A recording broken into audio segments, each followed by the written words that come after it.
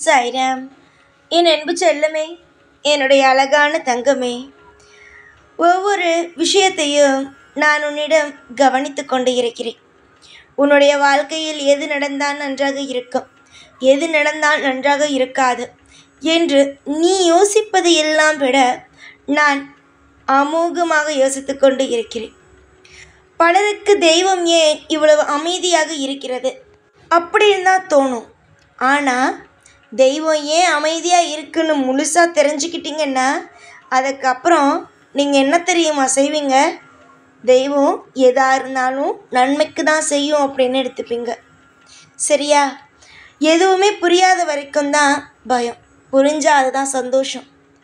உங்கள் வாழ்க்கையில் நீங்கள் நினைக்கிறது இப்போ நடக்கலை அப்படிங்கிறதுக்காக எதுவுமே நடக்காது, எல்லாமே பயத்தை கொடுக்கறது தான் அப்படின்னு நினச்சிடக்கூடாது. ஏதாவது ஒரு விஷயம் நடக்கலை அப்படின்னா அது ஏதோ ஒரு நேரத்தில் பெருசாக அற்புதமாக ஏதோ ஒரு நல்ல விஷயம் செய்ய போகுது அப்படின்னு தான் அர்த்தம்.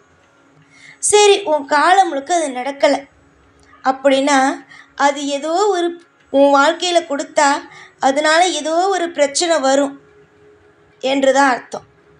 புரிஞ்சுதா? உங்கள் வாழ்க்கையில் நீங்கள் ஆசைப்படுறது தப்பு இல்லை, ஆசைப்படுறது தப்பு இல்லை, எதை ஆசைப்படுறோங்கிறது தான் விஷயம். உதாரணத்துக்கு ஒரு விஷயத்த சொல்கிறேன். ஒரு அதாவது உனக்கு ஒரு மனிதனை ரொம்ப பிடிச்சிருக்கு, கல்யாணம் பண்ணிக்கணும் அப்படின்னு ஆசைப்படுற, கல்யாணம் பண்ணி சந்தோஷமாக இருக்கணும் அப்படின்னு ஆசைப்படுற. ஆனால் அந்த அந்த நபர் அடாவடியாக உன் பேச்சு கேட்காம, கல்யாணத்துக்கு முன்னாடியே உன்னுடைய பேச்சை கேட்காம நீ எது சொன்னாலும் உதாசீனப்படுத்திக்கிட்டு, நீ ஒரு மனுஷி அப்படிங்கிற ஒரு மதிப்பை கூட கொடுக்காம உன்னை ஒவ்வொரு நாளும் சித்திரவதை பண்ணிட்டு, உன்கிட்ட சாதாரணமாக பேசக்கூட உனக்கு நேரத்தை ஒதுக்காம தப்பான விஷயங்கள் பழக்க வழக்கங்களை எல்லாம் வச்சுட்டு இருக்கார். அப்பையும் நீ அவர் தான் வேணும் அப்படின்னு என்கிட்ட கேட்டேன்னா நான் தரமாட்டேன். அதுவே உனக்கு மரியாதை கொடுத்துட்டு, நீ என்னதான் சண்டை போட்டாலும் திருப்பி வந்து உன்கிட்ட பேசிட்டு, நீ ஏதாவது ஒரு விஷயம் தப்பா பண்ணா கூட அதை மன்னிச்சுட்டு, உன்னை எவ்வளவுதான் கஷ்டப்பட்டாலும் உன்னை நல்லா வச்சுக்கணும் அப்படின்னு நினைக்கிறது, நீ எவ்வளவுதான் அதிகமான வார்த்தைகளை விட்டாலும் அந்த வார்த்தையெல்லாம் பொறுத்துக்கிட்டு உன் கூட இருக்கணும்னு ஆசைப்படுற உறவை தான் உன்கிட்ட கொடுப்பேன். புரியுதா? ஆனா நான் முதல்ல ஒன்று சொன்ன பத்தியா, தப்பா அதெல்லாம் இருந்தா பரவாயில்ல, நான் திருத்துவேன், எனக்கு அதை கொடுங்க, எனக்கு வேணும் அப்படின்னா கொடுக்க மாட்டேன். எனக்கு கொடுத்தா இப்போ உனக்கு அது கொடுத்தா அது அடைஞ்சா சந்தோஷமா இருக்கும். அதுவே வாழ்க்கையில நீ கடந்துட்டே இருந்தேன்னு வச்சுக்கோ, வலிக்கும். அப்ப நீ என்கிட்ட வந்து திரும்ப கேட்பேன், நான் தான் ஒன்றும் தெரியாம உங்ககிட்ட கேட்டுட்டேன், உங்களுக்கு தெரியாதா இந்த வாழ்க்கையில எவ்வளவு கஷ்டம் இருக்குன்னு? என் மனசை மாத்தி எனக்கு சந்தோஷத்தை நீங்க கொடுத்துருக்கலாம்ல அப்படின்னு கேட்பேன். உதாரணமா இதை விஷயத்த சொன்னேன். அதே மாதிரிதான் எல்லா விஷயம்.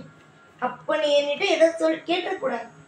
ஏன்னா எனக்கு தெரியும் உன் வாழ்க்கையில எது செஞ்சா நல்லது, எது செஞ்சா கெட்டது, வாழ்க்கையில எப்படி இருக்கணும், எப்படி இருக்கக்கூடாது, எல்லாமே எனக்கு தெரியும். எதுவுமே எனக்கு தெரியாமலாம் இல்லை.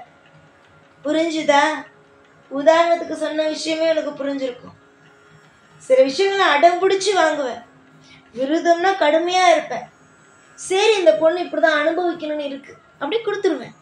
நீ வந்து கேட்ட, அடம் பிடிச்சி கேட்குற, நான் வேணான்னு ஒதுக்கி வைக்கிற சில விஷயத்த அடம் பிடிச்சி கேட்கும் போது நான் என்ன செய்ய முடியும்? கொடுக்க தானே செய்யணும். ஏன்னா பிள்ளை, நீ ஏன் அடிப்பட போறேங்கிற, நீ ஏன் மாட்டிக்க போறேங்கும் போது அனுபவி அப்படிதான் சொல்ல முடியும். புரிஞ்சுதா? இதுதான் நான் சொல்றது. அதனால ஒரு விஷயம் நடக்கலை அப்படின்னா விட்டுரு, அது நடக்கும் போது நடக்கும். அப்படியே நடக்கலைன்னா விட்டுரு, அது உனக்கு மிகப்பெரிய ஒரு பாரத்தை கொடுக்கும். அதனாலதான் நான் கொடுக்கல அப்படின்னு நீ புரிஞ்சுக்கும். புரிஞ்சு நடந்தீங்கன்னா வாழ்க்கையில ஜெயிச்சிருவீங்க. அதுவே அடம் பிடிச்சிக்கிட்டு உங்க இஷ்டத்துக்கு தான் இருப்பேன் அப்படின்னீங்கன்னா மாட்டிக்குவீங்க ஏதாவது ஒரு பிரச்சனையில். உங்க அம்மா அப்பாவுக்கு எதுவும் தெரியாது, எதுவுமே தெரியாது. ஏன்னா அவங்களுக்கு உன் எதிர்காலம் எப்படி இருக்க போகுதுன்னு தெரியாது. அவங்க சொல்கிறத நீ கேட்க மாட்டேன். ஆனால் உன் எதிர்காலம் இதுதான் உன் தலையில் எழுதின பாரு, அதுதான் இந்த சாய். இந்த சாய்க்கு தெரியும்ல உன் வாழ்க்கையில் எது கொடுத்தா நல்லாயிருக்கும், எது கொடுத்தா நல்லா இருக்காதுன்னு. அப்போ இந்த சாய் சொல்கிறதாவது நீ கேட்கணும்ல. இந்த சாய் சொல்கிறேன், சில விஷயத்து மேலே ஆசைப்படுறது இன்னும் உன் கையில் கிடைக்காம இருக்குது. அது கிடைக்க வேண்டிய நேரத்தில் கிடைக்கும். ஆனால் சில விஷயம் தப்புன்னு தெரிஞ்சு ஆசைப்படுற பற்றியா, இது நான் வாழ்க்கையில் நடந்தால் தவறான ஒரு விஷயம் நடந்துடும் தெரிஞ்சு ஆசைப்படுற பற்றியா, அது நடக்காது. நீ என்ன உருண்டாலும் என்ன விரதத்தாலும் நடக்காது. ஏன்னா அது உனக்கே தெரியாது தப்பானதுன்னு. நீ எல்லாத்தையும் மறைச்சிட்ருக்க. ஐயோ அது எனக்கு நல்ல விஷயம், நல்ல விஷயம். நல்ல விஷயம் இல்லைம்மா, நீ விடுறது தான் உனக்கு நல்லது. காலம் முழுக்க கஷ்டப்படுறது சரியா இல்லை இப்போ ஐயோ நம்மளை விட்டது போயிடுச்சே அப்படிங்கிறத நினச்சி கவலைப்படுறது சரியானு நீ ஏன் முடிவெடுத்துக்க. என்னடா சாய் இப்படி சொல்கிறாரு, எதையும் மாற்ற மாட்டாரா, மாற்றி நமக்காக தரமாட்டாரா அப்படின்னு நினைக்காத. ஏன் தெரியுமா நான் அப்படி சொல்கிறேன்? எதையும் மாற்ற முடியாது. அவன் தலையில் எழுதினது அவனுக்கு நடக்கும். எந்தெந்த விஷயம் நடக்கணும்னு இருக்கோ எல்லா விஷயமும் நடக்கும். புரிஞ்சுதா? ஒவ்வொரு நிமிஷமும் ஒவ்வொரு நொடியும் நான் உனக்காக எப்படி அமைச்சு வைக்கணும், எந்த மாதிரி விஷயத்த செய்யணும் அப்படின்னு எனக்கு தெரியும். அதுக்கு தகுந்தது தான் நான் செய்வேன். ஆனால் நீ தேவையே இல்லாத விஷயத்தெல்லாம் இழுத்து வச்சு செஞ்சேன்னு வச்சுக்கோ, மாட்டிக்க போகிறது நீ தான். புரிஞ்சுதா? யோசிச்சு பாரு, ஒவ்வொரு விஷயத்தையும் யோசிச்சு பாரு. நான் நல்லது தான் செய்வேன். உன் வாழ்க்கையை யாருக்கு எடுக்க நினச்சாலும், யார் என்ன செய்ய நினச்சாலும் சீக்கிரமாக அவங்களுக்கு எல்லாருக்கும் பதிலடி கொடுத்து உன் வாழ்க்கையை சந்தோஷமாக வாழ வைப்பேன். இது நான் உனக்கு இன்னைக்கு இப்போ செய்து தர சத்தியம். இந்த சத்தியத்தை நான் எப்போதும் மாற மாட்டேன், மாற்றவும் மாட்டேன். சரி பார்க்கலாம். எவ்வளவோ கஷ்டப்பட்டுட்ட எனக்காக, ஒரே ஒரு சிரிப்பு சிரிமா. ஏன்னா நான் உனக்கு நல்லது செஞ்சு தர போகிறேன்ல, அதுக்காக நீ எந்த பூஜையும் பண்ண வேணாம். எனக்கு சிரித்தா மட்டும் போதும். நீ எப்போதும் சிரிச்சுட்டே இருந்து சந்தோஷமாக எல்லா விஷயத்தையும் நல்லா சந்தோஷமாக அனுபவிச்சுட்டு உனக்கு என்னெல்லாம் தேவைப்படுதோ எல்லாத்தையும் என்கிட்ட இருந்து வாங்கிக்கிட்டு நிச்சயமாக உனக்கு நான் தரதை நல்லதெல்லாம் நீ அனுபவிச்சுட்டு சந்தோஷமாக நீ இருந்தாலே நான் சந்தோஷமாக இருப்பேன். புரிஞ்சுதா? இதில் ஏதாவது உனக்கு குழப்பம் இருக்கா? குழப்பமே வேண்டாம். இன்பங்கள் தானாக வரும், துன்பம் தானாக போகும்.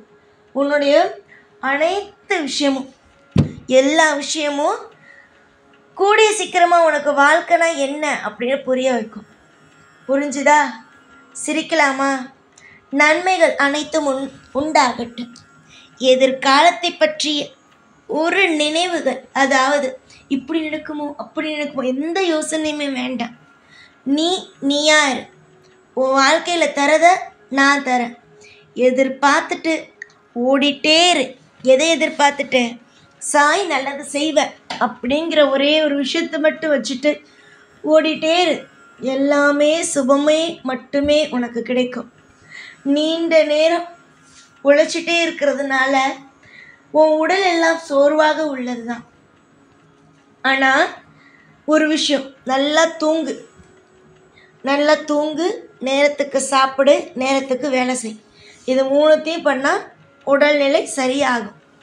அடுத்தது, குழம்பாத, எப்போதும் ஏதாவது ஒரு விஷயத்தை யோசிச்சுட்டே இருக்காத, அழுதுகிட்டே இருக்காத. வாழ்க்கையில் சிரிச்சுட்டே இரு. எவ்வளோ கஷ்டம் வந்தாலும் சிரிச்சுட்டே இரு. எந்த குழப்பம் வந்தாலும் சாய் இருக்காரு அப்படின்னு நினச்சிட்ரு. எந்த ஒரு நிமிஷமும் வாழ்க்கை நல்லதாக மாறும்னு எல்லாம் அற்புதமாக நடக்கும். எது செய்யணும் எது செய்யக்கூடாதுன்னு சொல்லிட்டேன். இதுக்கு மேலே நீ எதை செய்யணும் எதை செய்யக்கூடாது நான் சொன்னதில்லைன்னு நீ தான் முடிவு பண்ணணும். முடிவு பண்ணு. சீக்கிரமாக உன்னை நான் நல்ல நேரத்தில் நல்ல விஷயங்களை செஞ்சுக்கிட்டு உன்னை சந்திக்கிறேன். புரிஞ்சுதா? யோசித்து பார்க்கவே அழகான தருணங்கள் எல்லாம் இருக்குது. இந்த தருணத்தில் நீ கவலைப்பட்டால் இதெல்லாம் சரிப்பட்டு வருமா? கவலைப்படாத. நிறைய நல்ல நல்ல நேரம் இருக்குது. அந்த நேரத்தெல்லாம் நீ நல்லபடியாக உபயோகப்படுத்திக்கோ. காலம் முழுக்க உனக்கு துணையாக நான் இருப்பேன். எப்போதும் கூட இருந்து உன்னை வாழ வச்சுட்டே இருப்பேன். ஓம் சாய்ராம்.